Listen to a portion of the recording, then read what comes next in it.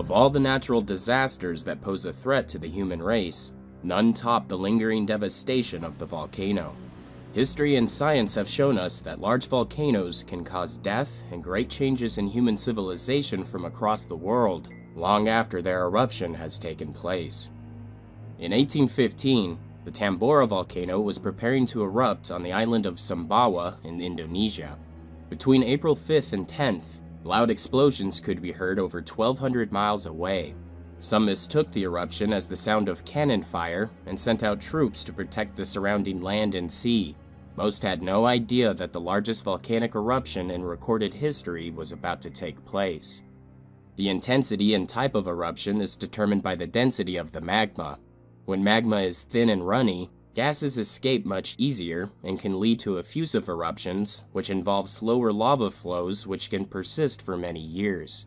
However, if the magma is dense and sticky, it is harder for gases to escape, so pressure will begin building in the magma chamber. This can result in an explosive eruption. Scientists have devised a rating system known as the Volcanic Explosivity Index, which measures the power of eruptions based on how much volcanic material is thrown out, to what height, and how long the eruption lasts. The scale ranges from rankings of 0 to 8, with 0 representing non-explosive eruptions, and 8 representing colossal eruptions that could eject 240 cubic miles of ash and fragmented rock, and produce a cloud column that could reach heights of over 12 miles. The Tambora eruption of 1815 is considered a 7 on the Volcanic Explosivity Index. Pyroclastic flows consisting of ash, magma particles, and gases that reached over 1,300 degrees Fahrenheit cascaded from the mountain to the sea over 12 miles on all sides of the island. The actual eruption only lasted about 3 hours, but caused around 10,000 deaths and completely wiped out the village of Tambora. The volcano released about 36 cubic miles of ash and rock, as well as 60 megatons of sulfur. When the sulfur from Tambora mixes with water in the air, it creates sulfuric acid clouds which block out large amounts of sunlight. As a result, the global temperature dropped up to 5.5 degrees Fahrenheit, causing unpredictable weather effects such as temperatures reaching near 100 degrees and then plummeting to near freezing in a matter of hours. The sky was painted with red clouds and vibrant colors ranging from pink to purple. The sunrise and sunsets emitted a blood-red light. A red fog that dimmed the sunlight settled on the land, making sunspots in the sun visible to the naked eye. The persistent fog did not disperse in the wind or rain, and many ships were forced to stay in port due to the limited visibility, causing major issues with trading around the world.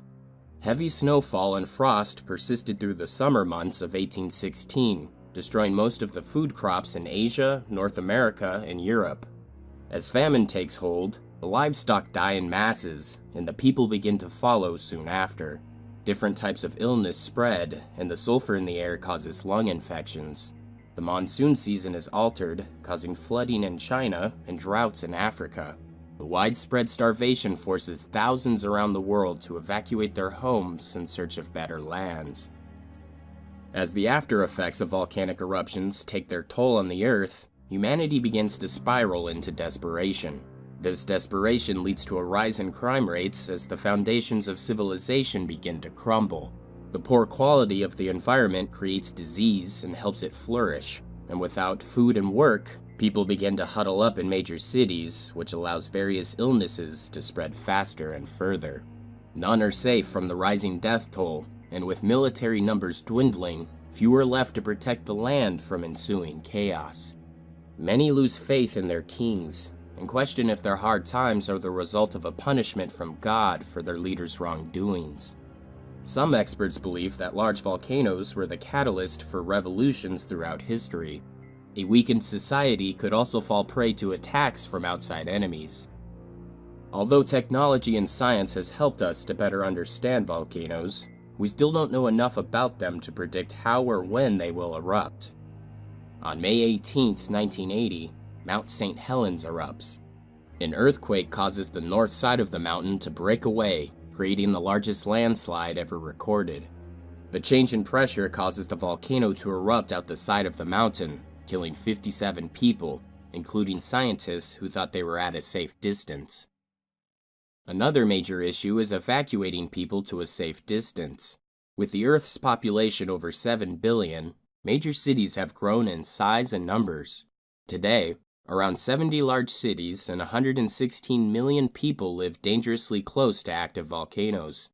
Out of the 116 million, 37 million are from Tokyo, Japan, which is in the shadow of Mount Fuji. If Fuji were to erupt, its ashes would destroy the entire infrastructure of Tokyo.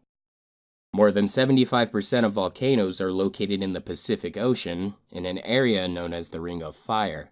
Out of the 452 volcanoes in the Ring of Fire, 40 of them reside in Mexico. Densely populated cities, including Mexico City, are located near active volcanoes.